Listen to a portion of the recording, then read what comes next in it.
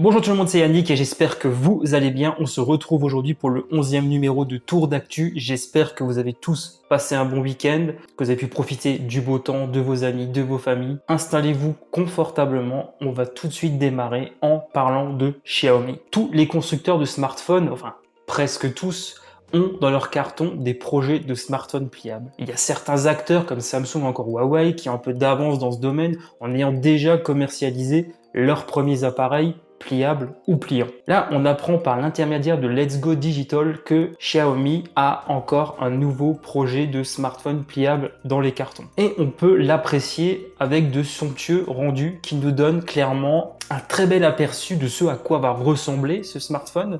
Alors lorsqu'il est entièrement plié, on dirait un téléphone tout ce qu'il y a de plus ordinaire, avec un petit poinçon situé en haut au milieu pour nicher la petite caméra selfie. Et une fois qu'il est déplié, on aperçoit un écran qui est vraiment gigantesque.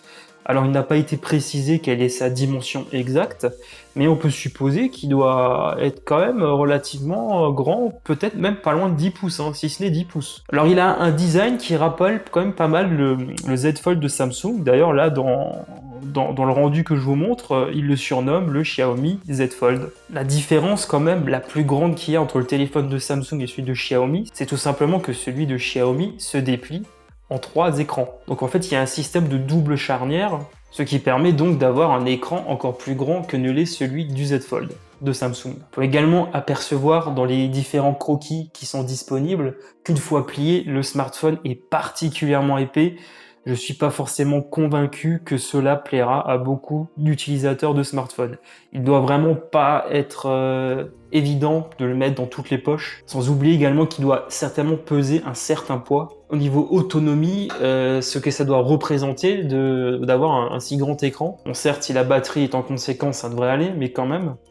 Tout ça fait que rajouter du poids au final. Il est quand même curieux de voir tous ces brevets que dépose Xiaomi, alors que jusqu'à aujourd'hui, Xiaomi n'a pas encore commercialisé le moindre smartphone pliable. D'ailleurs, un dépôt de brevet ne signifie pas forcément que derrière il y aura un débouché commercial, mais il est quand même intéressant de voir dans quelle direction vont les différents acteurs de la sphère tech. On poursuit à présent en parlant console, et notamment, on va parler PS5. Alors, si vous posez la question de quel impact aurait la taille de la console de Sony dans votre salon, j'ai peut-être pas vous rassurer, parce que là, il y a des rendus qui ont été publiés qui nous permettent de clairement, on va dire, de se rendre compte à quel point cette future console sera immense. Il y a quelqu'un qui s'est amusé à faire des rendus en la comparant à la Nintendo Switch, à la PS4 ou encore au Xbox Series X et S. Et ça permet comme ça d'avoir un bel aperçu de comment ça rendrait directement sur un meuble TV. Il y a également différentes tailles de télévision qui sont également présentes sur les images. Ça vous permet vraiment comme ça d'avoir une idée de la taille de la PlayStation 5. Alors effectivement, comme il fallait s'y attendre, elle est vraiment immense. Mais bon, ça n'empêchera certainement pas Sony de rencontrer un certain succès commercial avec cette console. Parce que bon, au final, la taille, est-ce que ça a vraiment une importance pour vous?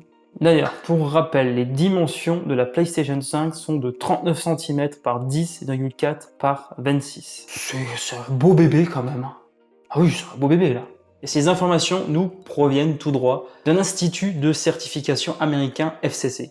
On poursuit à présent en parlant smartphone et notamment du côté de chez OnePlus qui prépare très activement la sortie, le lancement de son futur flagship. Comprenez par là donc smartphone haut de gamme qu'est le OnePlus 8T. Comme je l'avais déjà mentionné lors de mes précédentes vidéos, il ne semble qu'il n'y ait qu'un seul et unique appareil qui sera lancé, donc le OnePlus 8T. Il n'y aura visiblement pas de OnePlus 8T Pro, en tout cas il n'y a pas de rumeur à ce sujet récemment. On connaît à présent sa date de lancement qui serait le 14 octobre, donc d'ici à peu près 3 semaines. Pour rappel, ce smartphone disposerait d'un écran AMOLED 120 Hz de 6,5 pouces et il sera également propulsé par le Snapdragon 865. Selon la variante, il peut y avoir 8 à 12 Go de RAM et 128 à 256 Go de stockage. Attend également qu'il y ait une charge rapide de 65 watts. Dans tous les cas, on en saura plus très rapidement et on a déjà pu également apercevoir le design du smartphone qui semble disposer d'un écran totalement plat, fini les bords incurvés comme on a pu en voir notamment sur le OnePlus 8 Pro par exemple. Et on poursuit à présent avec le Huawei Mate 40 Pro qui devrait être commercialisé dans beaucoup de pays en dehors donc des frontières chinoises. C'est une information importante parce qu'il y avait des doutes à ce sujet-là, notamment à cause des différentes sanctions américaines prises à l'encontre donc de Huawei, qui l'empêchent notamment d'avoir certains composants importants. Mais il semble que malgré tout, la marque sera toujours prête à commercialiser son smartphone haut de gamme. On a déjà une idée de son design parce que différents rendus nous permettent justement d'en apprécier les contours.